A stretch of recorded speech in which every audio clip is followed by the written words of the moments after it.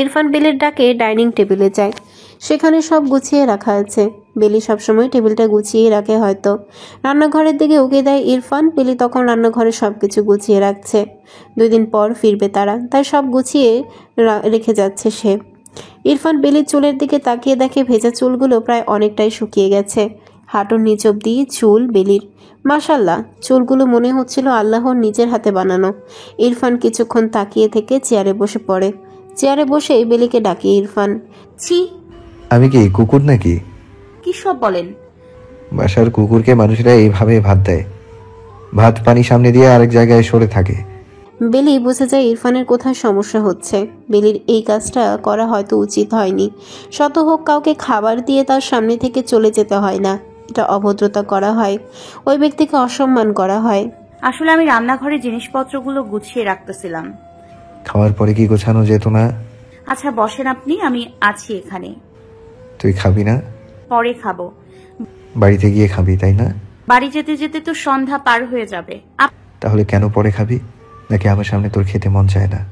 বেলি বুঝে যায় ইরফানের এখন প্রচুর রাগ উঠে গেছে, তাই সে চুপচাপ খেতে বসে যায়। বেলি, আমি জানোয়ার না, ঠিক আছে? হ্যাঁ, হয়তো আমার আচরণ জানোয়ার সুলভ, কিন্তু আমিও মানুষ, জানোয়ার নই। আপনি এসব কি বলেন? নেন ভাত খান। দুজনে একসাথে খেয়ে নেয়। খাওয়ার সময় ইরফানের নজর বারবার বেলির দিকে যাচ্ছিল। বেলি বরাবরই শান্ত স্বভাবের, খাওয়ার সময়ও শান্ত হয়ে থাকে সে। খাওয়ার পর বেলি সব গুছিয়ে নিচে রুমে চলে যায়। প্রায় 3টার মতো বেজে গেছে। আধা ঘন্টার মধ্যেই তারা বেরিয়ে পড়বে, তাই কোনো রকম রেডি হয়ে নিবে সে। কিন্তু এরই মাঝে বেলির রুমের দরজায় টোকা পড়ে। বেলি দরজা খুলে দেখে ইরফান দাঁড়িয়ে আছে। কিছু বলবেন? ভেতরে ঢুকতে দে আগে। ও আসেন। ইরফান রুমে এসে বেলিকে কিছু প্যাকেট দেয়। বেলিও অবাক ইরফানের হাতের প্যাকেট দেখে। বেশ অনেকগুলোই প্যাকেট দেখতে পাচ্ছিল বেলি ইরফানের হাতে। কিসের প্যাকেট এগুলা? খুলেই দেখ কিসের প্যাকেট এগুলো। বেলি প্যাকেটগুলো খুলে বেশ খানিকটা অবাক হয়। 2টো নর্মাল সুতি শাড়ি, 2টো হাফ সিল্ক শাড়ি, তার সাথে ম্যাচিং হিজাব, আর তার সাথে একটা দামি বোরখা, 1 জোড়া দামি জুতা, তার সাথে আরেক জোড়া সিম্পল স্যান্ডেল, একটা লেডিস হ্যান্ড পার্স সহ সব প্রয়োজনীয় জিনিসপত্র নিয়ে আসছে ইরফান বেলির জন্য। বেলি জিনিসপত্রগুলো দেখছিল আর বারবার ইরফানের দিকে তাকাচ্ছে। এত কিছুর আগে কখনো আনেনি ইরফান বেলির জন্য। পছন্দ হয়েছে? কিরে, পছন্দ হয়েছে? এত কিছু হঠাৎ করে? এমনি আনতে মন চাইলো। কতগুলো টাকা খরচ হলো, কি দরকার ছিল? এগুলোর দাম খুবই সীমিত, টাকা নিয়ে ভাবিস না। রেডি হয় না। আচ্ছা, কি পরবি? বোরখাই পরি। শাড়ি পরতে পারিস না? পারি, কিন্তু ভেজাল লাগে, বোরখাই পরি। আচ্ছা পরে নে, তাড়াতাড়ি কর। তারপর ইরফান রুম থেকে বেরিয়ে যায়। বেলিও নতুন একটা সুতির জামা পরে নিয়ে ওপরে বোরখা পরে নেয়, আর ইরফানের দেয়া একটা হিজাব পরে নেয়। বেলি অনেক সুন্দর করে হিজাব বাঁধতে পারে। হালকা লিপস্টিক আর কিছু একটু কাজল, এটাই বেলির সাজ। সে রংচং দিতে জানে না, এটাই তার কাছে বেশি কিছু। অন্যদিকে সব কিছু গুছিয়ে নেয়ার পর ইরফান তার জামা কাপড় নিয়ে আসে বেলির রুমে। বেলি, জি। এই ট্রলিতে তোর আর আমার জামা কাপড়গুলো গুছা। কেন? কি কেন? আমরা কি আলাদা জামা কাপড় নিব নাকি? সবকিছুই তো আলাদা, তাহলে কাপড় এক হয়ে কি হবে? বেলির কথায় ইরফান চুপ হয়ে যায়। তখন নিজেই বেলির আর তার জামা কাপড়গুলো গুছিয়ে নেয়। বেলি তখন চুপ করে দাঁড়িয়ে ইরফানকে দেখছিল। ইরফানকে আজ দারুণ লাগছিল। কালো শার্ট আর ব্ল্যাক জিন্সে বেশ সুন্দর লাগছিল তাকে। নিজেকে বড্ড বেশি বেমানান লাগছিল ইরফানের সাথে। সত্যি বড্ড বেশি বেমান লাগছিল। তার সাথে হয়তো রুবিকেই দারুণ মানায়, তাই তো সে থাকা সত্ত্বেও রুবিকে ঘরে আনা হয়েছে। নিয়তি বড্ড কঠিন জিনিস, যতই খারাপ হোক না কেন মানতে হয়। গাড়ি ছুটে চলছে চেনা পরিবেশে। সারা রাস্তা বেলি অনেক চুপচাপ করে আছে। ইরফান কত কিছুই সাধলো বেলিকে, কিছুই খেলো না মেয়েটা। শুধু তার আবদার ছিল জানালার পাশের সিটটাতে বসবে। সেখানে বসে সন্ধ্যার আগ পর্যন্ত বাহিরের প্রকৃতির দেখছে সে। সন্ধ্যার পর হঠাৎ করেই ঘুমিয়ে পড়ে বেলি, আর সারা রাস্তা ইরফানও বোবা মূর্তির মতো বসেছিল। কতক্ষণ আর মোবাইল চালানো যায়, তাই সে কিছুক্ষণ মোবাইল চালায়, আবার চুপ করে বসে থাকে। তাদের পাশের 2টা সিটে একজোড়া বয়স্ক দম্পতি বসে আছে। তারা কিছুক্ষণ পর পর ইরফান আর বেলির দিকে তাকিয়ে থাকে, আবার নিজেদের মাঝে কথা বলে। এই ব্যাপারটা কয়েকবার ইরফান খেয়াল করলো। তার একটু অস্বস্তি হচ্ছে, তবুও চুপ করে আছে, কারণ তারা বয়স্ক মানুষ। বারবার তাকাচ্ছে বলে এবার ইরফান নিজে তাদের বলে ওঠে। জি, কিছু বলবেন? ইরফানের কথায় বয়স্করা অনেকটা ভীতু হয়ে যায়। ইরফান তাদের চেহারা দেখেই বুঝে যায় ব্যাপারটা, তাই নিজেকে আরও রিল্যাক্স করে হাসি মুখে আবারও জিজ্ঞেস করে। কিছু বলবেন? তখনই বৃদ্ধা মহিলা জবাব দেন, না ভাই, কিছু বলবো না। ভাই বলাতে ইরফান ভেবে নেয় তাকে নাতির মতো ভেবেছে, আর তারাও অনেকটাই বয়স্ক মানুষ, দাদা নানা দাদি নানির মতো আর কি। তাই ইরফানও মুচকি হেসে দেয়। ইরফানের হাসি দেখে বৃদ্ধা মহিলা জিজ্ঞেস করে, হয় কি তোমার বউ? জি। তারপর বয়স্ক মহিলা বয়স্ক পুরুষকে বললেন, একের আমাকে রাইসুল আর রাইসুলের বউয়ের মতন, তাই না? ও, একের রাইসুলের মতো দেখা যায়। ইরফান সাইড থেকে সব শুনছিল। তখন হালকা মুচকি হাসি দিয়ে সে মোবাইল টিপছে। তখনই বয়স্ক মহিলা বলে, তোমার নাম কি ভাই? আমার নাম ইরফান। আমাকে নাতি আছে একটা, ফুতুর গাড়ির নাতি, নাম রাইসুল। একবারে তোমার মতন দেখা যায়, তার মানে একটা বউ আছে। ও, আমাকে রাইসুলের বউয়ের নাম মুনি। তোমার বউয়ের নাম কি গো ভাই? ওর নাম বেলি। মাশাআল্লাহ, অনেক সুন্দর নাম। তোমার বউরে কেউ একটু এমিককে চাইতো, একটু দেখি। ওদিক ফিরে ঘুমাচ্ছে তো, উঠলে বলবো কেমন? আচ্ছা, তোমরা কই যাবা? কামরাঙ্গীর চর। ও, আপনারা যাবেন কোথায়? আমরা এই তো পরের স্ট্যান্ডে নেমে যাবো। ও আচ্ছা। ইরফানের বেশ ভালো লাগছে তাদের সাথে কথা বলে। অন্যদিকে বেলি তো ঘুমে ডুবে আছে, সে বলতেই পারবে না এসব কিছু। ইরফান ওনাদের সাথে আবার কথায় মন দেয়। তা দাদার নাম কি? গফুর মিয়া আর দাদুর নাম? জয়তুন্নেসা। ওহ, অনেক সুন্দর নাম তো। তা কপতি একা একা কোথায় যাচ্ছেন? ঢাকাতে গেছিলাম নাতির বাসাত, ওই যে কইলাম রাইসুল, তার বাসাত গেছিলাম। এখন বাদ যাইতেছি পুতের কাছে। ও, নাতি কি করে দাদা? একটা কোম্পানিতে চাকরি করে। ও, আমার নাতি বউ মনি, সেও চাকরি করে আমার নাতির লগে। তারা প্রেম করে বিয়ে করছে। নাতি বউ অনেক বেলা, আমাকে অনেক আদর করে। ও যাক ভালো। তা দাদু কিছু খাবেন? না ভাই, কিছু খামো না। বাইর বউ ভাত রাঁধতে রাখছে, বাইর যাইয়ে ভাত খামো। ও আচ্ছা। আমি তো আর একটু পর নাইমে যাবো। তোমার বউরে ডাহো, একটু দেখি তোমার বেলি ফুল রে। বয়স্ক মহিলার কথা শুনে ইরফানের বুকের ভেতরটা হু হু করে ওঠে। তার বেলি ফুল। মহিলা অল্প ভাষাতেই অনেক কিছু বুঝিয়ে দিলেন। তার বেলি ফুল, যে ফুল বেলি ফুলকে রোজ রোজ সে নিজেই নিংড়েছে অনেক। তার বেলি ফুল, যে বেলি ফুলকে কারণ ছাড়া অনেক কিছু সহ্য করতে হয়েছে এবং এখনও হচ্ছে। হ্যাঁ, তার বেলি ফুল, যে কিনা নিঃশব্দে বলে যায় হাজারো না বলা কথা, যা লিখতে বসলে উপন্যাসের পাতা শেষ হয়ে যাবে তবু কথা শেষ হবে না। হ্যাঁ, এ তার বেলি ফুল, শুধুই তার বেলি ফুল। বেলির ঘুমন্ত মুখের দিকে তাকিয়ে এক মনে এসব ভেবে যাচ্ছিল ইরফান। হঠাৎ করেই বয়স্ক মহিলা আবারও ডাক দেয়, ও দাদু ভাই, বউরে কি দেখাইব না আমার ঘরে? ওনার কথায় ধ্যান ভেঙে যায় ইরফানের। তারপর বেলির দিকে হালকা ঝুঁকে আস্তে করে ডাক দেয় সে বেলিকে। বেলি, বেলি, এই বেলি। তারপর ইরফান আস্তে করে হালকা করে ধাক্কা দেয় বেলিকে। চমকে গিয়ে ঘুম থেকে উঠে যায় বেলি। বেলি ভাবছে হয়তো চলে আসছে তারা। চলে আসছি। আরে না, পাশের সিটের দাদা দাদির মতো বয়স্ক মানুষরা আছে না, ও, তারা তোকে দেখতে চায়। তুই ওদিক মুখ ফিরে ঘুমাচ্ছিস, তারা সামনেই নেমে যাবে, তাই নামার আগে তোকে দেখতে চায়। ও, ফিসফিস করে ইরফান বেলিকে বলে দেয় সবটা। ইরফানের কথায় বেলি নিজে ফ্রি হয়ে তাদের দিকে তাকায়, হাসি মুখে অত্যন্ত ভদ্রতার সাথে সালাম দেয় ওনাদের। আসসালামু আলাইকুম। ওয়ালাইকুম আসসালাম। এই জানি তোমার বেলি ফুল দাদু ভাই। বয়স্ক মহিলার কথা শুনে স্তব্ধ হয়ে যায় বেলি। একবার ইরফানের দিকে তাকায় সে। এমতাবস্থায় ইরফান কি বলবে ভেবে পাচ্ছে না, তবুও হুসূচক মাথা নাড়ে। বাহ, বেশ বেশ, আমাকে মনির মতন হ্যাঁ বউটা, তাই না গো? হুম। কি গো দিদি ভাই, এত ঘুমাও কে? বাসে উঠে আমার ঘুম আসে দাদু। তোমার জামাইটা মাশাআল্লাহ, একের সাহেবের বাচ্চার লাহান।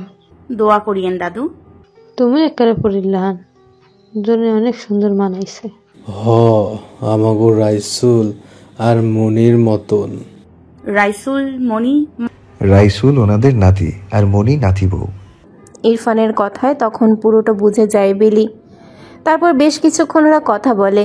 একটা সময় স্ট্যান্ডে বয়স্ক মানুষ দুজন নেমে পড়ে। স্ট্যান্ডে ওনাদের জন্যে ওনার ছেলে অপেক্ষা করে দাঁড়িয়েছিলেন। বাস থেকে নামার পর তিনি এনাদের নিয়ে যান। দুজনের চেহারা মাশাআল্লাহ নুরানি চেহারা, একদম মায়া মায়া, যাদের দেখলে কলিজাটাও ঠান্ডা হয়ে যায়। হাসি তো একদম চাঁদের আলোর মতো। বাস এবার ছেড়ে দেয়। বেলির এখন আর ঘুম আসছে না। বাহিরের প্রকৃতির ঘন অন্ধকারে দেখছে সে। এই কালো অন্ধকারের মতো এখন তার জীবনটা, চারপাশে শুধু কালো ছায়া। রাত প্রায় 8টা বেজে যায় বেলি আর ইরফান পৌঁছাতে।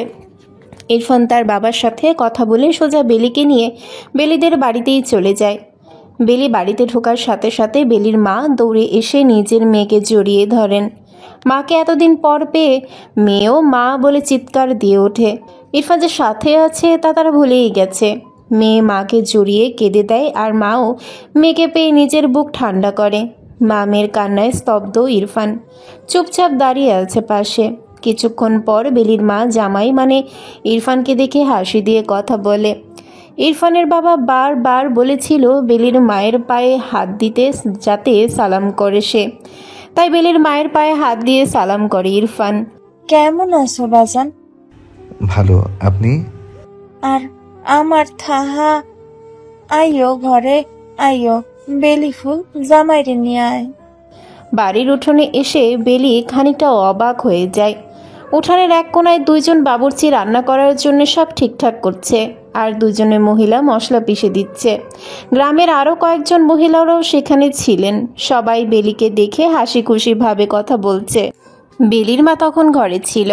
বেলি ইরফানকে নিয়ে ঘরে যায় আর নিজে আগে যে রুমে থাকতো ওই রুমে ইরফানকে নিয়ে গিয়ে বসায়। তারপর বোরখার হিজাব খুলে গায়ের ওড়নাটা 2 প্যাচ দিয়ে পরে মায়ের কাছে আসে। মা, এসব কি? এত রান্না কিসের? কালকা তোর বাবার মিলাদ, তাই 20 জন হুজুর আর গ্রামের কয়জন খাওয়াইব। কে খাইবো? আর কে? তোর জামাই। কি? হ, বেয়াই সবে আইসা বেনে আইছিল, আইয়া কইলো শুক্রবারের সব খরচ ওই জামাই দিছে বড় কইরা মিলাদ দিতে। আমি তো ভাবছিলাম 5 জন হুজুর খাওয়ামো। আমার যেমন ওষার তেমনই তো করুম। মানুষটাই তো আমারে একলা ভাসাইয়া থয়ে গেছে গা। এই বলে বেলির মা কেঁদে দেয়, আর তার সাথে বেলিও। অন্যদিকে ইরফান বেলির রুমের মধ্যে বসে আছে। বেশ গোছানো রুমটা। বিয়ের পর এই প্রথম এইভাবে বেলিদের ঘরে আসছে। এর আগে একদিন বিয়েতে এসেছিল, কিন্তু তখন উঠানেই বসা ছিল সে। বেলিদের টিনের চৌকাট করা ঘর, কিন্তু এই রুমটা বেশ গোছানো। হয়তো বেলি আসবে শুনে বেলির মা গুছিয়ে রাখছে। ইরফান বেশ শুচিবায়ু সম্পূর্ণ মানুষ। ময়লা ধুলাবালি কিছুই তার পছন্দ না, কিন্তু এখানে একদম তার বিপরীত। একটু ময়লাও খুঁজে পাবে না সেই রুমে। কিছুক্ষণ পর একটা ট্রেতে করে শরবত, আপেল, মালটা নিয়ে আসে বেলি। বেলিকে দেখে ইরফান তাকিয়ে থাকে তার মুখের দিকে। চোখ মুখ আবারও ফুলে আছে তার। নিশ্চয় ভেতর থেকে কান্না করে আসছে। ইরফান কিছুক্ষণ তাকিয়ে থাকে মুখের দিকে, তারপর বলে, কান্না করছিস? চোখ মুখ এমন যে? এমনিতেই মা দিছে, খেয়ে নেন। তুই খাবি না? না। ও, তুই তো আবার হাওয়া খাস। অনেক ধন্যবাদ আপনারে। আমার বাবার প্রথম মৃত্যুবার্ষিকী এইভাবে পালন করলেন, এত বড় করে মিলাদ দিলেন। ইংলিশে একটা শব্দ আছে, ফর্মালিটি, জানিস? অর্থ বুঝিস? করতে আসিস না আমার সাথে? একটা কথা বলতাম। বল। 2 দিন থাকবো তো, আপনি সবার সামনে আমারে তুমি বইলা কথা বললেন। 2 দিনের জন্য বলতে চাইনি, সারা জীবনের জন্য চেয়েছিলাম। ঢাকায় কি বলেছিলি ভুলে গেছিস? আপনি এই দিকে তুমি করে ডাকিয়েন, নইলে মা খুব দুঃখ পাবে। এইবার ইরফানের মেজাজ খারাপ করে। বিছানা থেকে হুট করে উঠে বেলির হাতটা মুচড়ে দেয়। ব্যথা পাওয়ার পরেও দাঁত মুখ খিটে আছে। ইরফান বেলিকে একদম নিজের সাথে মিশিয়ে নেয়। বেলি ব্যথা পাওয়ার পরেও টলমলে চোখে ইরফানের দিকে চেয়ে আছে। পানিগুলো তার চোখের কোণায় চলে আসছে। হয়তো আরেকটু হলে গাল বেয়ে পড়ে যাবে। ইরফান বেলির একদম কাছে চলে যায়।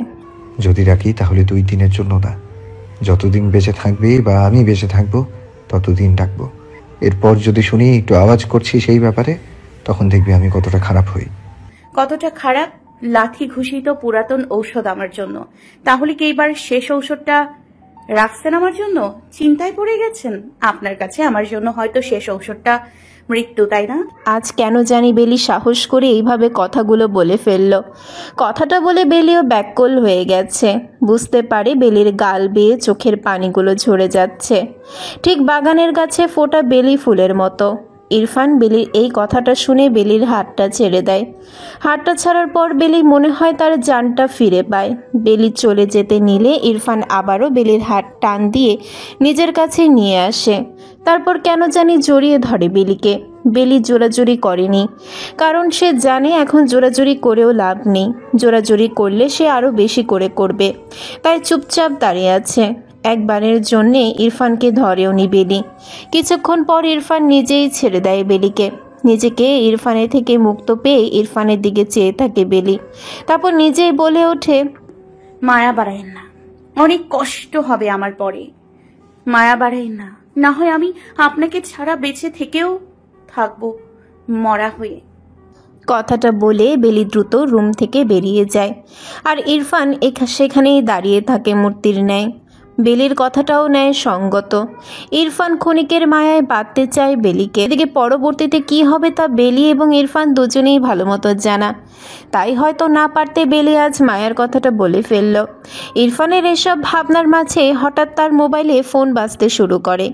ইরফান মোবাইলটা হাতে নেয় আর দেখে মোবাইলের এক পাশে উঠে আছে রিজেক্ট, মানে মাঝে আছে স্লাইড আপ টু অ্যান্সার, আর উপরে তার একটা নাম ভেসে উঠেছে। নাম হচ্ছে রুবি। রুবির ফোনটা দেখে মুখে বিরক্তির চলে আসে ইরফানের। ফোনটা সে ইচ্ছে করে রিসিভ করেনি, তাই রুবি ফোন দিয়েই যাচ্ছে তো দিয়েই যাচ্ছে। এই যাবৎ 10 বার ফোন দিয়ে ফেলেছে, তাই বাধ্য হয়ে ইরফান ফোনটা রিসিভ করে নেয়। হ্যাঁ, কি হয়েছে? ফোন ধরতে তোমার এতক্ষণ লাগে? আমি কি আপনার ফোনের আশায় বসে আছি নাকি? তা কার আশায় বসে আছো? তোমার আরেক বউয়ের দিকে? তোমার মতো আজাইরা কাজ আমার নাই। ওকে, কাল শুক্রবার আমায় এসে নিয়ে যাবা। কেন? যেমন গেছো তেমনই আসবা। আর হ্যাঁ, আমি গ্রামে এসেছি। বাহ বাহ, আমি নেই আর এই সুযোগে? এই সুযোগে মানে? কি এই সুযোগে? কয়বার গেছো তার সাথে বিছানায়? তোমার মতো থার্ড ক্লাস চিন্তা ভাবনা নিয়ে আমি কিংবা সে বসে নেই। অত্যন্ত জরুরি কাজে গ্রামে এসেছি, আর সেও এসেছে আমার সাথে। বাসরটা পারলে করে নিও। হ্যাঁ, করব। তোমার সমস্যা? তোমার সাথেও তো করি। এখন না হয় তার সাথেও করলাম। করো। তোমার মতো পুরুষ কয়জন আছে যে একসাথে দুটোকেই খায়? শাট আপ ইউ ফুল! লজ্জা করে না নিজেকে এতটা সস্তা বানাতে? এই, তোরা কি খাওয়ার জিনিস যে আমি খাই? আর হ্যাঁ, এখন বললে তো বলতে হয়, জানতিস যে আমি বিবাহিত। আমি বিবাহিত জেনেও কেন প্রেম করেছিস? কেন ফাঁদে ফেললি? খবরদার তুই তোকারি করবা না। চুপ, একদম চুপ। ফোন দিবি না আপাতত। এইসব বলে লাইন কেটে দেয় ইরফান। বেলি এতক্ষণ পাশের রুম থেকে সব শুনতে পেয়েছে, আর সে বুঝেও গেছে কে ফোন দিয়েছে। ভাগ্য ভালো ছিল বেলির মা বাহিরে ছিলেন। বেলি আর তারপর ইরফানের সামনে যায়নি। ইরফান মোবাইলের ফ্লাইট মোড অন করে মোবাইল চার্জে ফেলে রাখে। বেলিও এই সুযোগে বাহিরে চলে যায়। গ্রামের কিছু চাচি মামি খালা ভাবিরা উঠানে বসা ছিল। বেলিকে ডেকে তারা ঠাট্টা জুড়ে দেয়। তাদের মধ্যে একজন ভাবি বেলিকে ইঙ্গিত করে অনেক প্রশ্ন করে, যা সব মজার ছিল। কে রে বেলি, স্বামীরে পাইয়া আমগরে ভুলে গেছিস? না গো ভাবি, কাউরেই ভুলি নাই। এ কইলে হইল, মানছ তো একটা ফোনও করে। ভাবি, আমি মোবাইল চালাই না গো। কস কি, জামাই মোবাইল দেয় নাই? দিতে চায়, আমি নেই না। ওই বেলি, জি চাচি। 1 বছর হইয়া যাইতাছে, নানি কবে বানাবি? কথাটা শুনে বেলির মনটা হাহাকারে ছেয়ে যায়। অপরদিকে গেঞ্জি আর ট্রাউজার পরে ইরফানও ঘর থেকে নামছে। এমন সময় এই কথাটা ইরফানেরও কানে যায়। সে সেখানেই দাঁড়িয়ে যায়। বেলির দিকে তাকিয়ে আছে সে।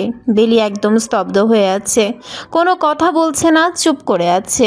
বিয়ের পরে যার কপালে স্বামীর সুখের বদলে জুতার বাড়ি জোটে, তার কি সন্তান সুখ মানায়? আমার স্বামীটাই তো আমার নাই, সে তো অন্যের।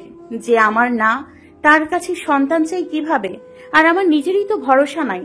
আজ আছি কাল নেই, এর মাঝে অনাগত ভবিষ্যতের কথা ভাবাও উচিত না।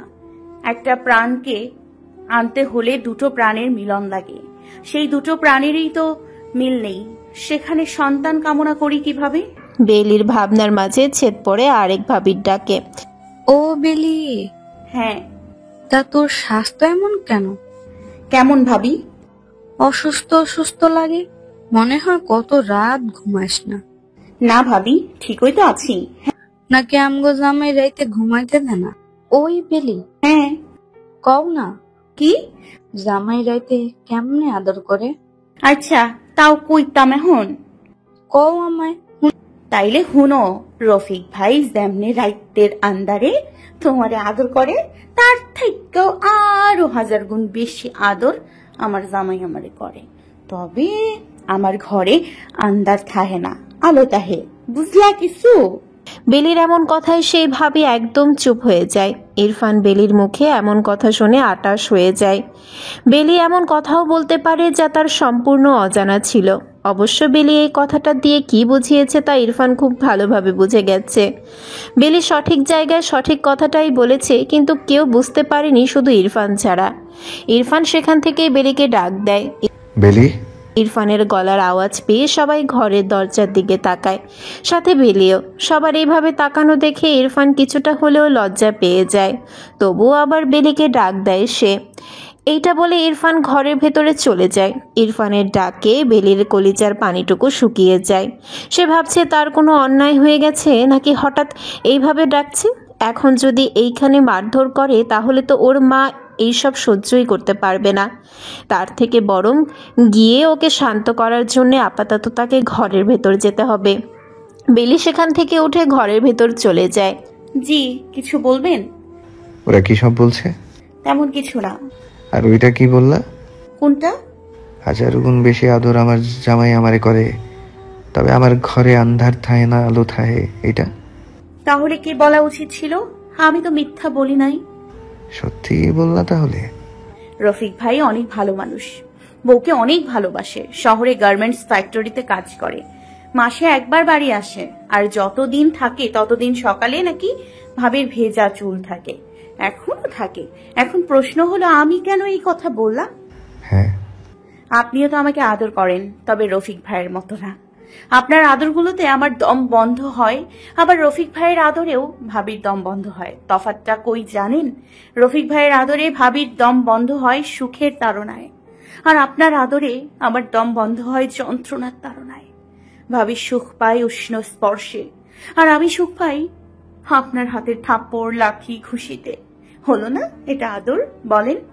বাইরে চাচি বলল তাদের নানি বানাবো কবে। আমি তো আর বলতে পারি না সেই সুখটা আমার জন্য না, কারণ আমার কাছে তো আমার মানুষ ঠাঁই নাই। আমি তো আর বলতে পারি না যে আমার স্বামী তার দ্বিতীয় স্ত্রী নিয়ে সুখেই তো আছে।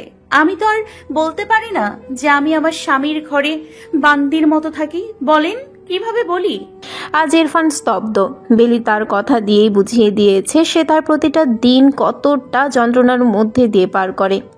বেলি কথাগুলো বলে বেরিয়ে যায়, আর ইরফান সেখানেই বসে থাকে। সবকিছু আগে থেকে এলোমেলো ছিল, আজ আরও এলোমেলো লাগছে তার কাছে। রাত প্রায় 11টার উপর বাজে। বেলির মা তার সাধ্যের মতো যতটুকু পেরেছে মেয়ে জামাইয়ের জন্য ততটুকুর বেশি আয়োজন করেছেন। ইরফান ছোটবেলাতেই মাকে হারিয়েছে। আজ মা থাকলে হয়তো এতটা উচ্ছন্নে যেত না সে।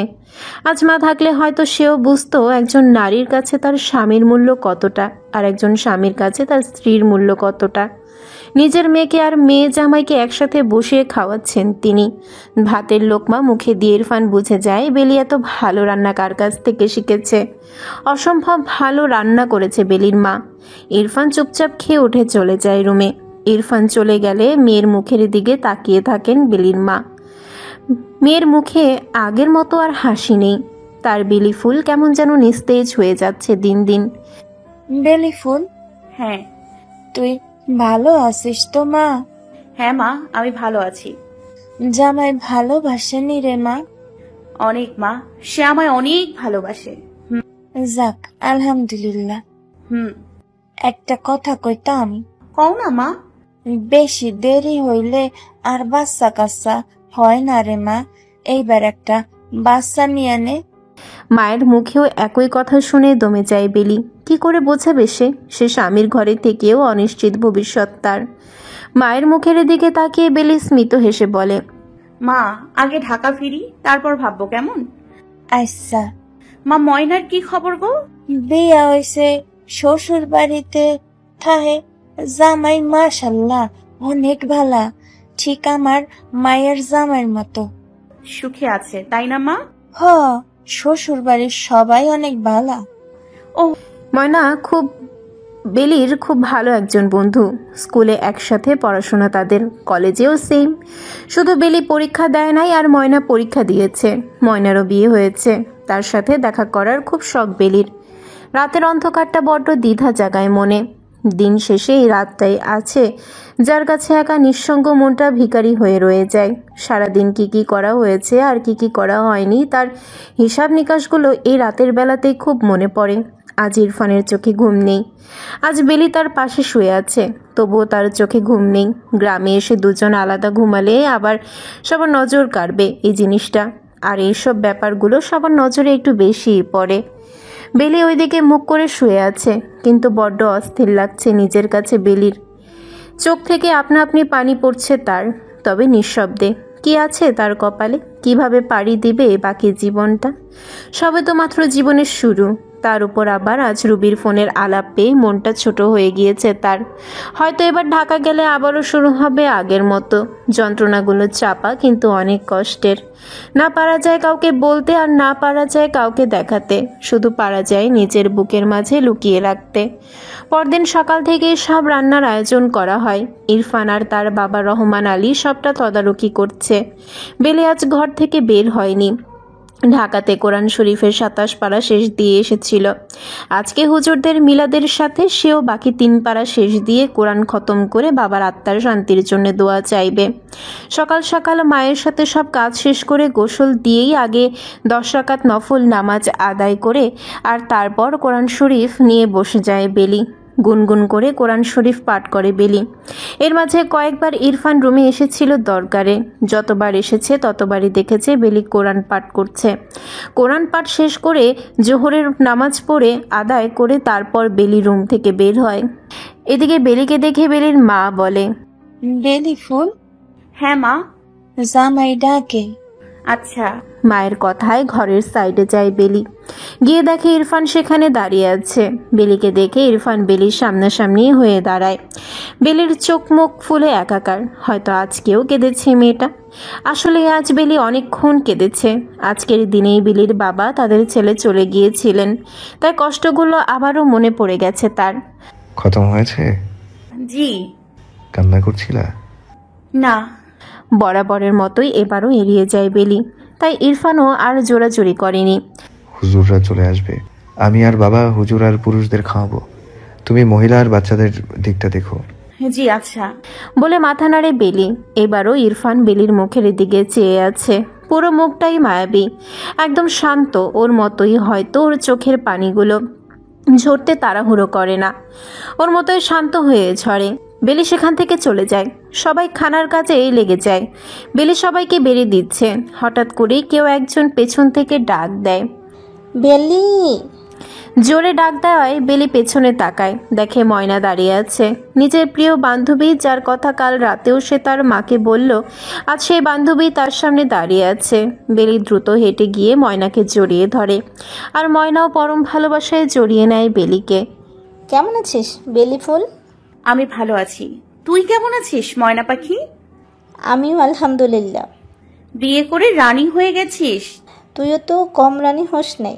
তাই? আয় খেতে বস, আজ আমি নিজে ভাত বেড়ে খাওয়াবো তোকে। খাবো, তোর সাথে অনেক কথা আছে। তোর জামাই কই? আছে, তুই আয় না, বস। বসবো, অনেক কথা আছে তোর সাথে। আচ্ছা শুনবো, আগে খেতে বস। ময়না অনেক তাড়া দিচ্ছে বেলিকে, হয়তো খুব জরুরি কথা ছিল তার, তাই কোনো রকমে খেয়ে বেলিকে নিয়ে বাড়ির পাশের পুকুর ঘাটে নিয়ে যায় ময়না। জানিস কি হয়েছে? কি? সে ফোন দিছিল আমারে। কে? রাজু ভাই। নামটা শুনে বেলির বুকে একটা পাহাড় পড়ে যায়। এমনিতেই তো সে মরে আছে, তার উপর ময়না এসে খাড়ার ঘাটা দিয়েই দিল। সেই সময় বেলির পায়ের নিচ থেকে মনে হচ্ছিল সব মাটি সরে যাচ্ছে। চোখ থেকে আপনা আপনি গাল বেয়ে 2 ফোঁটা পানি পড়ে যায় বেলির। নামটা শুনে ধপ করে পুকুর ঘাটেই বসে পড়ে বেলি। আজ প্রায় 10 মাস পর রাজুর কথা আবার মনে পড়ল বেলির।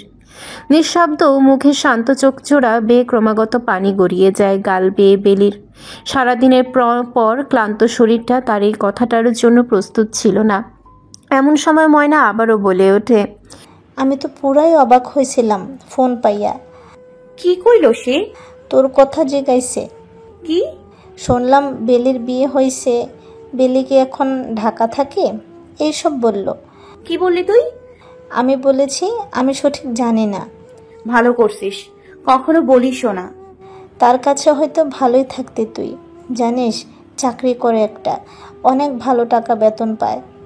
আমি এখন অন্যের বউরে এইসব শোনাও গুনহা, জেনে শুনে গুনহা কিভাবে করি। 10 মিনিট কথা বলছিল, 7 মিনিটে তোর কথা বলল। আমার কথা কখনো বলিস না, তার সামনে কখনো হয়তো যাইতে পারবো না। এটা রাখ। কি এটা? রাজু ভাইয়ের নাম্বার। এটা আমার কোনো কাজেই লাগবে না, বাদ দে। রেখে দে বেলি, যদি কখনো ভালো লাগে কথা বলে নিস। এই বলে ময়না কাগজের টুকরোটা বেলির হাতে দিয়ে দেয়। তারপর বেলির সাথে আরও কিছুক্ষণ কথা বলে ময়না বিদায় নেয়। বেলি তখনও ঘাটে বসা। আসর আজান পড়ে যায়। কানে আজানের আওয়াজ পেতেই লাফিয়ে ওঠে সে। তাড়াতাড়ি বাড়ির দিকে যায়। আজ সন্ধ্যার পর হয়তো তাকে শ্বশুর বাড়িও যেতে হবে, কারণ রহমান আলী চান এক রাত তার কাছেও থাকবে তার ছেলে আর ছেলের বউ। বাড়ি এসে নিজের রুমে যায় বেলি। ইরফান তখন ওই দিক ফিরে শুয়ে আছে। আজ সারাদিন অক্লান্ত পরিশ্রম করেছে মানুষটা, তাই হয়তো ঘুমিয়ে পড়েছে। এইটা ভেবে বেলিও চুপচাপ কোনো শব্দ ছাড়া কাজ করে। আস্তে করে নিজের পার্সের মধ্যে ময়নার দেয়া কাগজের টুকরো রেখে দেয়। তারপর অজুর উদ্দেশ্যে বেরিয়ে যায় রুম থেকে। কলপাড় থেকে অজু করে ঘরে এসে নামাজ আদায় করে নেয় বেলি। সন্ধ্যা হতে আর বেশিক্ষণ সময় নেই। বেলি সব গুছিয়ে নিয়েছে। কালকে আবার ঢাকা ফিরতে হবে তাদের। আবার সেই বন্দি জীবন, নিজের স্বামী আর সতীনের সংসারে ফিরতে হবে তাকে। অপরদিকে রাজুর কথা বারবার মনে পড়ে যাচ্ছে। এদিকে ইরফানও খেয়াল করছে বেলি কেমন জানি চুপচাপ হয়ে গেছে, কিন্তু সে কিছু বলেনি বেলিকে। মায়ের থেকে একেবারে বিদায় নিয়ে বেলি আর ইরফান বেরিয়ে পড়ে। একটা রিক্সা ধরে উঠে যায় বেলি আর ইরফান। 10 মিনিটের রাস্তা, তাই বেশি একটা ঝামেলাও হয়নি পৌঁছাতে তাদের। বেলি পুরো রাস্তা চুপচাপ ছিল। ইরফান প্রথমে ভেবেছে তার মায়ের জন্য মন খারাপ, তাই সে আর তেমন কিছু বলেনি। বাড়ি পৌঁছে শ্বশুরকে সালাম করে নেয় বেলি। ঘরের ভেতরে গিয়ে বেলি একটু অবাক হয়ে যায়। পুরো ঘরটাই এলোমেলো হয়ে আছে, অথচ ইরফান একজন কাজের মহিলা ঠিক করে দিয়েছিল। সেই মহিলা থাকা সত্ত্বেও ঘর বাড়ির এই অবস্থা, তাই ইরফান রাগারাগি করে।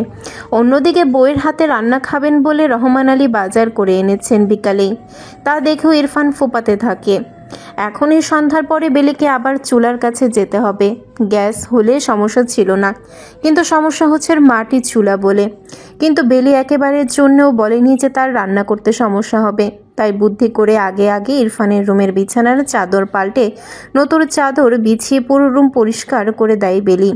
নয়তো দেখা যাবে ইরফান রাতে বাহিরে দাঁড়িয়ে থাকবে কিন্তু রুমে আসবে না। 1 ঘন্টার মতো সময় নিয়ে সব পরিষ্কার করে দেয় বেলি। আর কাল সকাল সকাল উঠে পুরো বাড়ি পরিষ্কার করে দিয়ে যাবে, কারণ তারা দুপুরের বাসে যাবে। এরই মাঝে রহমান ডাক দেয় বেলিকে। বৌমা, ও বৌমা। জি বাবা। এখন কি রান্না করবা, নাকি কালকে করবা? বাবা এক্ষুনি যাইতেছি আমি পাকের ঘরে। আপনার ছেলের রুমটা পরিষ্কার করলাম একটু বাবা। ও বাবা, খালা কি কাজ করে? সবকিছু এমন এলোমেলো কেন বাবা? কি জানি, মহিলাই কি সতর্বতর কাজ করে, বুঝি না আমি। আচ্ছা, কাল সব বুঝিয়ে দিয়ে যাব আমি। আচ্ছা। শ্বশুরের সাথে কথা বলে বাজারের ব্যাগ নিয়ে বেলি রান্নাঘরে যায়। রান্নাঘরে সব কিছুই রাখা আছে তাদের। এইদিকে ইরফান ওদের বাড়ির ঘাটে বসে আছে। এরই মাঝে রুবির ফোন আসে। আশেপাশে তাকিয়ে ফোন রিসিভ করে ইরফান। হ্যাঁ। কবে আসবা? কাল। তাহলে আমায় এসে নিয়ে যাবা? অসম্ভব, নিজে যেমন গেছো ঠিক তেমন আসবা। মানে কি? মানে আমি যা বললাম তাই, নিজে গেছো আর নিজেই আসবা। আর যদি না আসি? তাহলে আলহামদুলিল্লাহ আমি বেঁচে যাব। এত সোজা? রাখছি। লাইন কেটে দেয় ইরফান। ইদানিং রুবিকে তার অসহ্য লাগে। ইচ্ছে করে কথা বলে না সে রুবির সাথে। কেন জানি বেলির আশেপাশে থাকতে তার বেশি স্বাচ্ছন্দ্য বোধ করে। ইরফানের মনের ঘরে তারই অজান্তে এখন বেলির বিচরণ। তার মনে এক এক সময়ে এক এক ভাবনা। কখনো মন চায় বেলিকে নিয়ে হারাতে ওই দূর অজানাতে, আবার কখনো মন চায় নিজেই হারাতে বেলির মাঝে কিছু তো একটা আছে যা ইরফানকে খুব করে টানে। মোবাইলটা অফ করে বাড়ির মধ্যে ঢুকতেই দেখে উঠানের এক সাইডে রান্নাঘরে আলো জ্বলছে। ইরফান পা বাড়াতেই দেখে বেলি রান্না করে। একা হাতে এই রাতের বেলা রান্না করছে মেয়েটা। ঢাকাতে তো মিনু সাহায্য করত, কিন্তু এখানে তো একদম একা। বেলি এতটাই শান্ত যে বেলির হাতে ঘটি বাটিও শব্দ করতে পারে না। ইরফান কিছুক্ষণ দাঁড়িয়ে থেকে ঘরের ভেতরে চলে যায়। নিজের রুমে ঢুকে সে রীতিমতো অবাক হয়ে যায়। সব কিছুই পরিষ্কার। বিছানার চাদর থেকে শুরু করে রুমে যা যা ফার্নিচার ছিল সব পরিষ্কার করা, এমনকি রুমের পাপোশটা পর্যন্ত পরিষ্কার করা। ইরফানও বুঝে যায় এটা বেলি ছাড়া অন্য কারো কাজ না। ইরফান বুঝে উঠতে পারে না বেলি এত কাজ করে কিভাবে।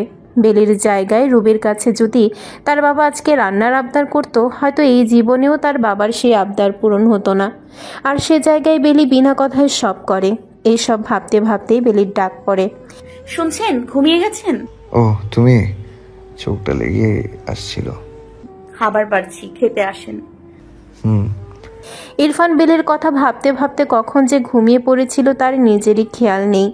হয়তো এরই মাঝে বেলির সব রান্না হয়ে গেছে। ইরফান আর দেরি না করে খেতে চলে যায়। সেখানে ইরফানের বাবা রহমান আলী তার জন্যই অপেক্ষা করছে। ইরফান ও রহমান আলী খাবার খাবে এমন সময় রহমান আলী বেলিকে তাদের সাথে খেতে বলে। বৌমা। জি বাবা। আমাকে সাথে খেয়ে নাও। আপনারা খান বাবা, পরে আমি খেয়ে নিব। পরে তুমি কি একা একা খাবে নাকি মা? এখনই বসে পড়ো। বাবা আপনারা খান। বাবা বলছে তো বসার জন্য, বসে খেয়ে নিলে কি হবে তোমার? ইরফানের এমন কথায় ভয় পেয়ে যায় বেলি, কারণ কথাটা একটু জোরেই বলেছে ইরফান। তাই রহমান আলীও ইরফানকে ডাক দেয় এই ব্যাপার নিয়ে। ইরফান, বৌমাকে ধমকাস কেন তুই? আমি তো বলতেই আছি মাতব্বারি করবি না একদম। এটা আমার মা। মা তুমি বসো, আমার সাথে কয়টা খেয়ে নাও। শ্বশুরের কথায় বেলিও খেতে বসে যায়। রহমান আলী অনেক দিনের শখ ছিলেন লাউ চিংড়ি খাবেন, তা আজ বেলি পূরণ করে দিয়েছে। ইরফানের জন্যে আলাদা করে মাছ ভুনা আর চিকেন ঝোল করেছে, আর তার বাবার জন্য লাউ চিংড়ি পুঁটি মাছ ভাজা চিংড়ি ভর্তা করেছে বেলি শুধু একটু ভর্তা দিয়ে অল্প কয়টা ভাত খেয়েছে। ইদানিং খাওয়ার প্রতি তার অরুচি ধরে গেছে, কিছুই খেতে ভালো লাগে না তার। কিরে মা, এই কয়টা ভাত নিলি? বাবা এই কয়টাই বেশি। হাই হাই বলে কি, এমনি খেলে তো অসুস্থ হয়ে যাবি। না বাবা আমি ভালোই আছি। ইরফান আর চোখে নজর দিয়ে বেলিকে দেখে। কিছু তো একটা হয়েছে বেলির, কেমন যেন লাগছে তাকে। বেলি তো এইভাবে থাকে না, শান্ত থাকে কিন্তু এমনভাবে থাকে না।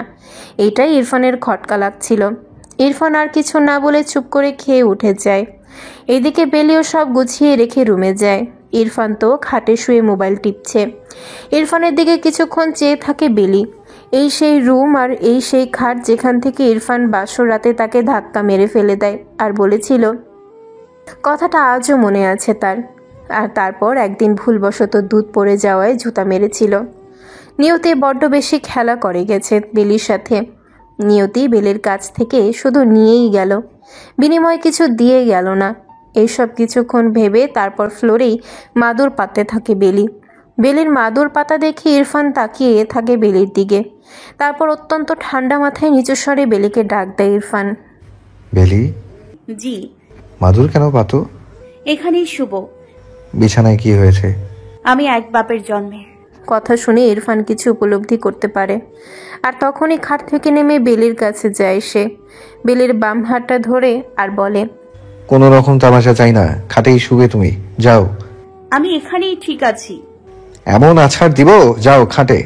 তবুও বেলি দাঁড়িয়ে আছে সেখানে। ইরফানের মেজাজ খারাপ হয়ে যায়। টানতে টানতে বিছানার কাছে নিয়ে যায় সে বেলিকে। তারপর জোর করে শুইয়ে দেয় বেলিকে। যদি উঠেছ তো আমার থেকে খারাপ কেউ হবে না। এভাবে জোর করলে কি মুখের কথাটুকু ফেরত নিতে পারবেন? কথায় আছে বন্দুকের গুলি, ধনুকের তীর, ফেলে দেয়া থুথু আর মুখের কথা কিছুই ফেরত যায় না। শুভরাত্রি। এইটুকু বলে বেলি চোখ বন্ধ করে ফেলে। ইরফান কিছুক্ষণ তাকিয়ে থাকে বেলির দিকে, তারপর নিজেও এপাশে এসে শুয়ে যায়। একটা সময় সেও ঘুমিয়ে যায়। গভীর রাতে ইরফানের ঘুম ভাঙে কারো কান্নার শব্দে। ইরফান ঘুম থেকে উঠে দেখে বেলি পাশে কাঁদছে। এত রাতে কি জন্য এইভাবে কাঁদছে সে প্রশ্নটা মাথাতে এলেও তাৎক্ষণিক সে কি করবে বুঝে উঠতে পারছিল না। অন্যদিকে বেলিও ডুকরে কাঁদছে। ইরফানের আর সহ্য হয়নি। ইরফান বেলির কাঁধে হাত দিয়ে বেলিকে এক পাশ থেকে সোজা করে শুইয়ে দেয়। কি হয়েছে, এত রাতে কাঁদছো কেন? বেলি, কি হয়েছে বলো? একটা দাড়ি পাল্লা, তার দুটো পাল্লার এক পাশে সুখ আর অন্য পাশে দুঃখ। মাপলে কেন দুঃখের পাল্লাটাই ভারী হয় বলতে পারেন? বেলির এমন কথায় স্তব্ধ হয়ে যায় ইরফান। ড্রিম লাইটের আলোতে ইরফান বেলিকে দেখছে নিবিড়ভাবে। বেলির চোখের পানিগুলো চিকচিক করছে। বলুন না, কেন সুখের চাইতে দুঃখের পাল্লাটা ভারী হয়? বেলি, কেঁদো না। আমার সুখ চাই। বেলি? হ্যাঁ, আমার সুখ চাই। আজকে আপনার কাছে আমি আমার অধিকারটুকু চাই। দেবেন? এই বলেন না, দেবেন? আমি সহ্য করতে পারি না। এইভাবে থাকতে আমার খুব কষ্ট হয়। আমি মরে যাব এইভাবে থাকতে থাকতে। বেলি, কি সব বলছো?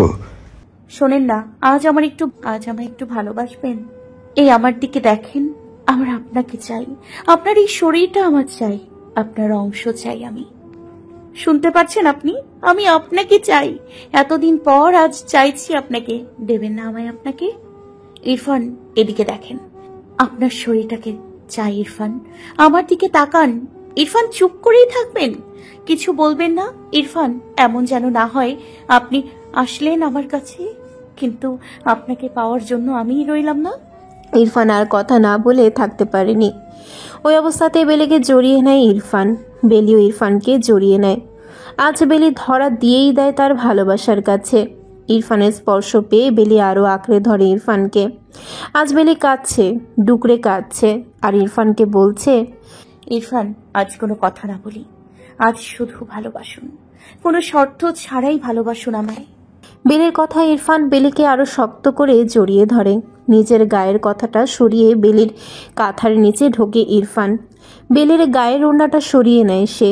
বেলির কপালে আলতো করে ভালোবাসার পরশ এঁকে দেয় ইরফান। বেলির নিঃশ্বাস যেন সেখানেই বন্ধ হয়ে যায়।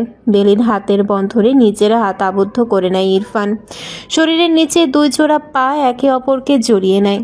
ইরফানের ডান হাতটা বেলির গাল, গলা, কাঁধ স্পর্শ করে যায়। এক সময় হাতটা বেলির পিঠে চলে যায়। বেলির বাম কাঁধ থেকে ইরফান জামাটা টেনে নিচে নামিয়ে নেয়। বেলি যত শক্ত করে পারে আঁকড়ে ধরে ইরফানকে। বাহিরে ডাহুক পাখি ডেকে ওঠে, সাথে ঝিঝি পোখার শব্দ। আজ আকাশে পূর্ণিমার চাঁদ উঠেছে। সেই আলোয় দুটো শরীর মিলেমিশে একাকার হয়ে যাচ্ছে। ভালোবাসাগুলো জানান দিচ্ছে পুরো ঘর জুড়ে চাপা আর্তনাদ।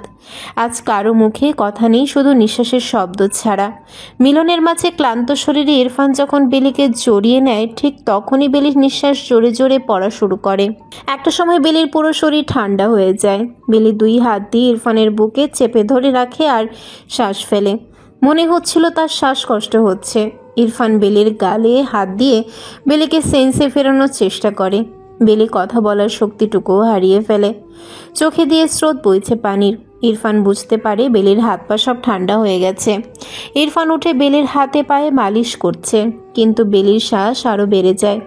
গলা কাটা মুরগির মতো তর পাচ্ছে বেলি, কিন্তু কিছুই করতে পারছে না ইরফান। বাবা বাবা বলে কয়েকবার নিজের বাবাকে ডাকি ইরফান, কিন্তু তার বাবারও খবর নেই। ইরফান বেলির হাত পা টিপে দেয়, ডলে দেয়, বেলির মুখে শ্বাস দেয়। হঠাৎ বেলি কেশে ওঠে।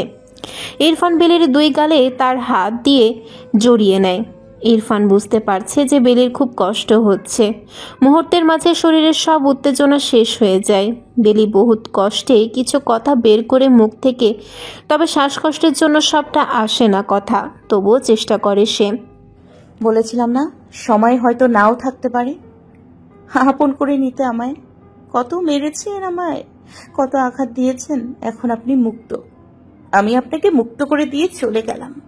ইরফান অশ্রু চোখে বেলিকে বারবার ডাকছে আর বেলির শ্বাস আরও বেড়ে গেছে। ইরফান বেলিকে বারবার ঝাঁকাচ্ছে, কিন্তু একসময় বেলি নিস্তেজ হয়ে যায়।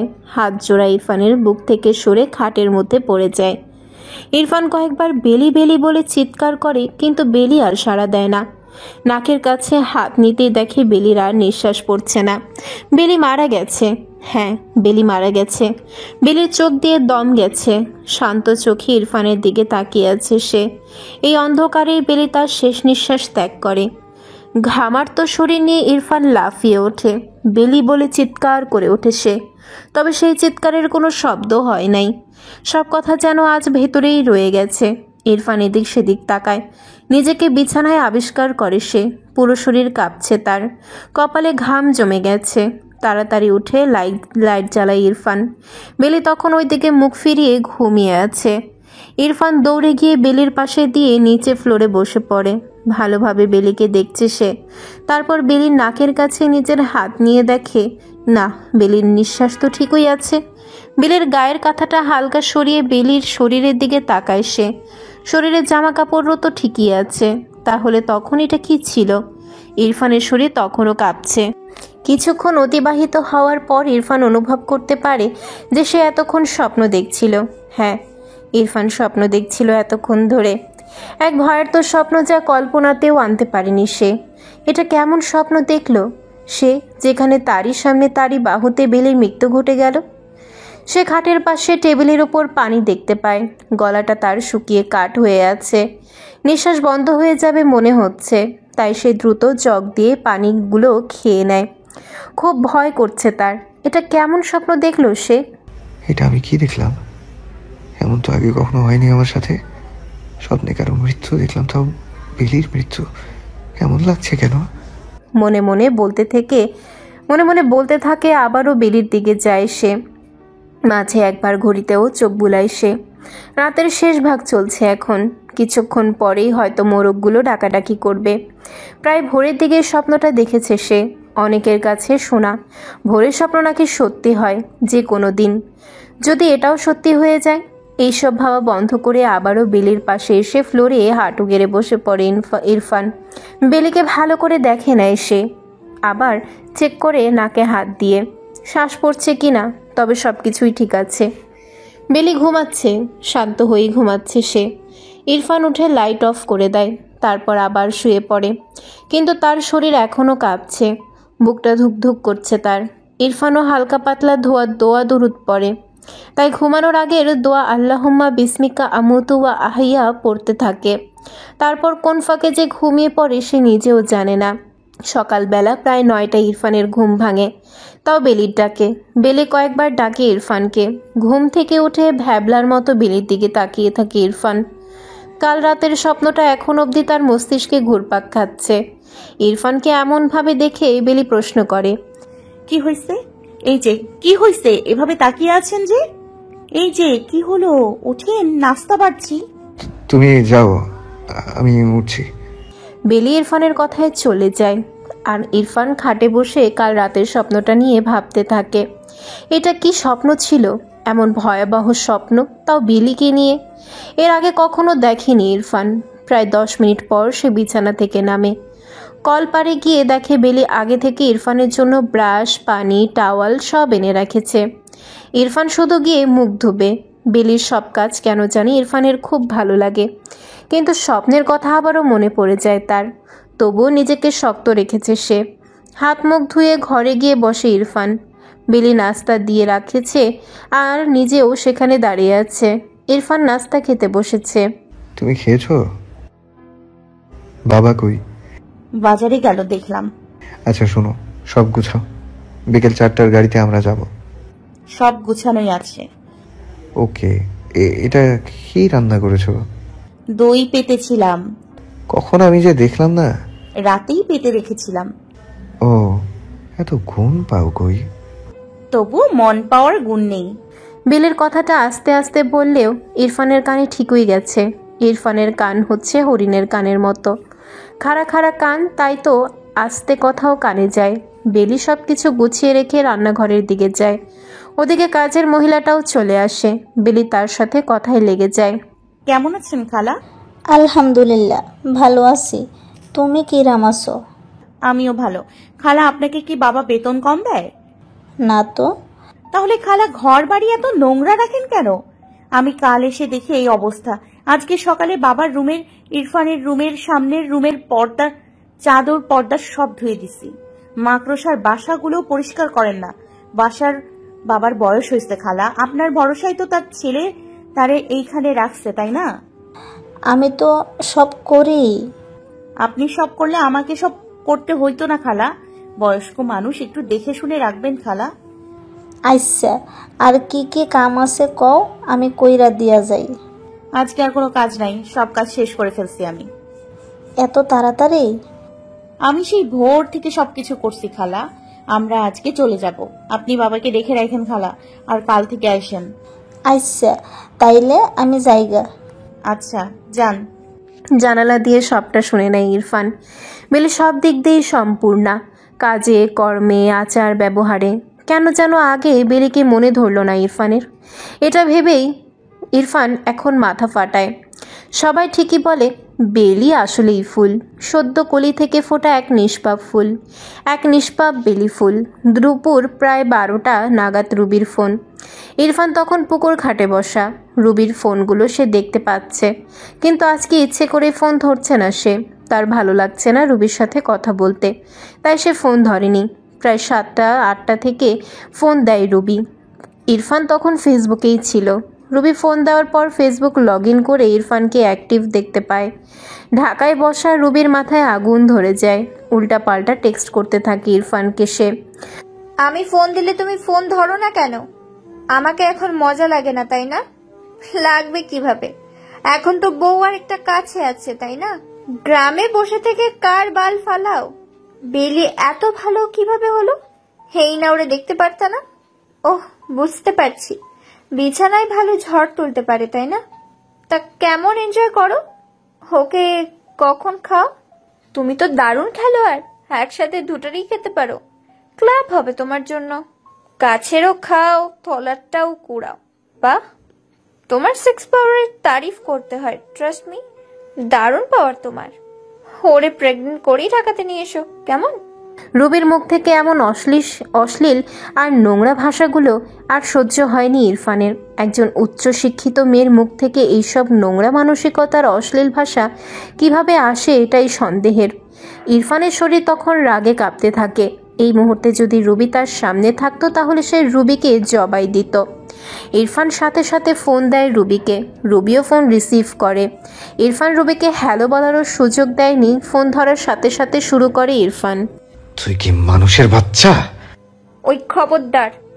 এই চুপ, জানোয়ার মেয়ে, বেয়াদব মেয়ে। কাকে কি বলিস তুই? কাকে কি বলিস?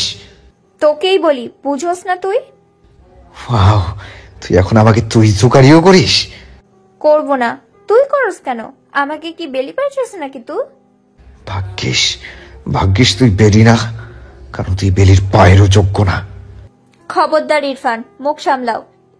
এই, আমার নাম মুখে নিবি না তুই। তুই এসব কি লিখেছিস? তোর মুখ এত নোংরা কেন? তুই না ইংলিশে গ্রাজুয়েশন করেছিস, তোর মুখ এত খারাপ কেন? তো আমি এত খারাপ এখন? আলবাত খারাপ। শুধু খারাপ না, তুই স্বার্থপর মহিলা। তুই কেমন মেয়ে হলে কিভাবে নিজের স্বামীর কথা বলিস? ছি। ও বলাতে এখন খারাপ হয়ে গেছি? এটা কি ভালো কথা ছিল? কসম আল্লাহর, তুই আমার সামনে থাকলে এতক্ষণে তুই জবাই হয়ে যাইতি রে। শুকুর আদায় কর তুই। আমার গায়ে হাত তুলে দেখো একবার। হাতটা মুচড়ে ভেঙে দিতে 1 মিনিটও লাগবে না আমার। এতেই বোঝা যায় তুই কত ভালো। কেন এখন হাত ভেঙে দিবি কেন? আমি যখন তোর কথায় বেলিকে মারতাম তখন খুব মজা লাগতো, তাই না? বড্ড বেশি বেলি করছো। আমিও দেখবো কয়দিন এই বেলি থাকে। যে মেয়ের মুখ থেকে এত নোংরা ভাষা বের হয় সে আরো জঘন্য হতে পারে। আর হ্যাঁ রুবি শোন, বেলি বড্ড বেশি বোকা। না হয় এতদিনে আমি আর তুই জেলে থাকতাম, কারণ আমি সব থেকে বেশি অপরাধী ওর কাছে। আর যেই পাওয়ারের কথা বললি না তুই, তাহলে শোন, আমি এই ইরফান আহমেদ এখন অব্দি শুধু তোকেই ছুঁয়েছি। আর রইল কথা, ওইটারও তোর সাথেই করেছি। তুই ব্যতীত এখন অব্দি অন্য কারোর সাথে আমার কিছুই হয়নি। আর না হয়েছে আমার বিবাহিত বউ বেলির সাথে, না হয়েছে অন্য কারো সাথে। তোর মুখ এতটা খারাপ, এত খারাপ যা ভাবতেও অবাক লাগে। আপাতত আমাকে না করবি ফোন আর না করবি মেসেজ। ভালো থাক। ইরফান লাইনটা কেটে দেয়। তার প্রচুর পরিমাণ রাগ উঠেছে, তাই যতটুকু পেরেছে আপাতত ফোনে ঝেড়েছে, বাকিটা ঢাকাতে গেলে। ইরফান পুকুর ঘাট থেকে বাড়ির ভেতরে এসে দেখে তার পাশের বাড়ির চাচাতো ফুপাতো বোনেরা সবাই মিলে বেলিকে ধরেছে।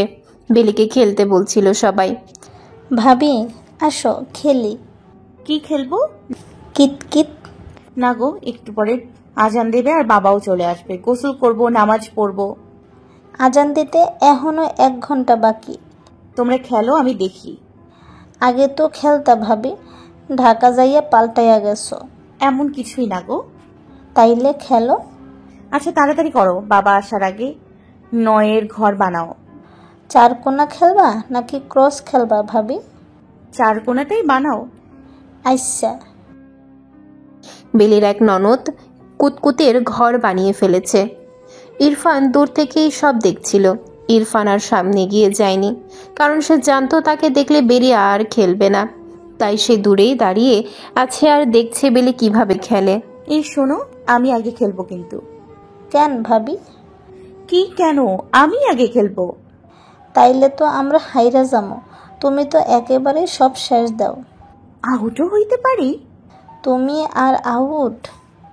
আমি আগে খেলবো, দাও। তারপর বেলি গুটি নিয়ে খেলা শুরু করে। 1 কা 2 কা 3 কা, 1 করে 9 পর্যন্ত খেলে দেয়। বেলি বরাবর এই ধরনের গ্রাম্য খেলা ভালোই খেলতে পারে।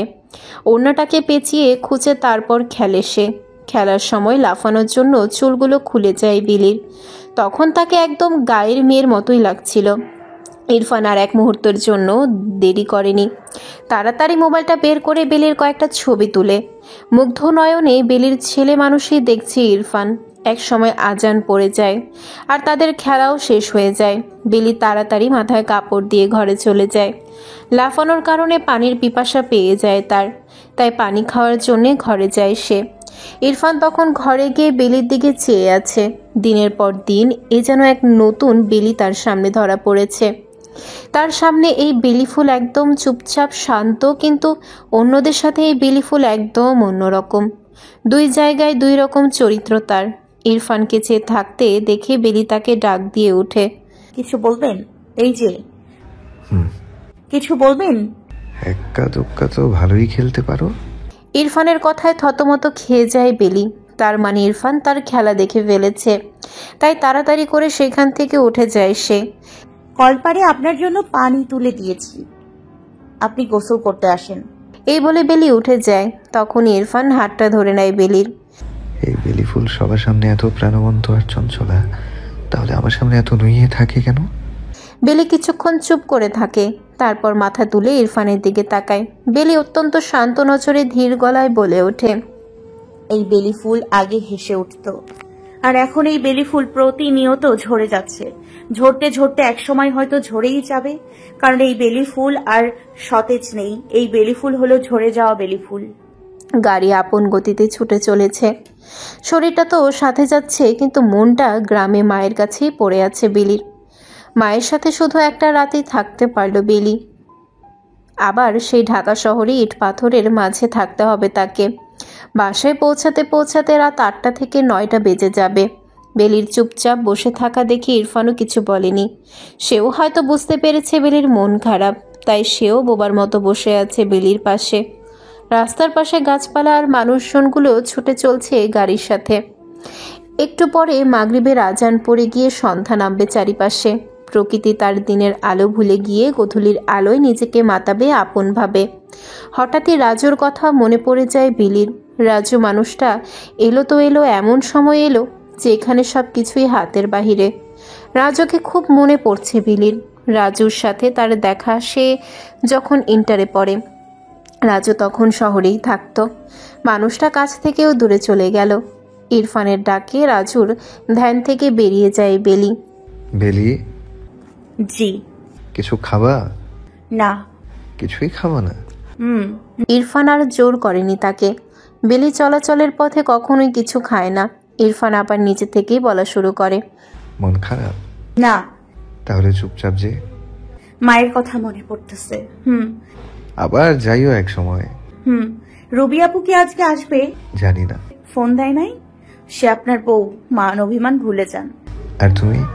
আমি তো আজ আছি, কাল নেই। ঝরে যাওয়া বেলি ফুল, ঝরে যাওয়া ফুল কখনো আপন হয় না। মানে? কিছু না, আপনারা নিজেদের মান অভিমান মিটিয়ে নিন।